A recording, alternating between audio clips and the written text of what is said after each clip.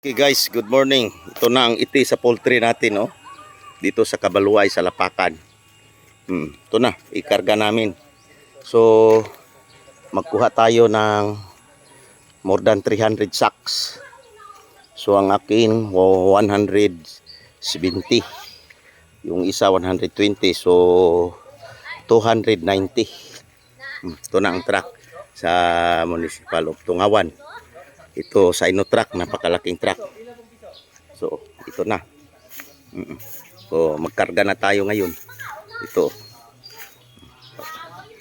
Napakalaki. So, kumarga ito ng 12 tons, 12,000 kilos.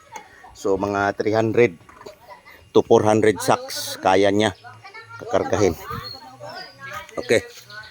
Ito na. Saan na magkikuha na, Aje? Luto? Okay. Luto. So, kain tayo. Sa pana, ulam. Oh, to ulam.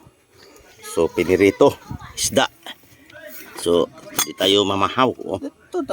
Oh, sige na. Kaya gibidyo na ko. Okay na. Okay guys, salamat.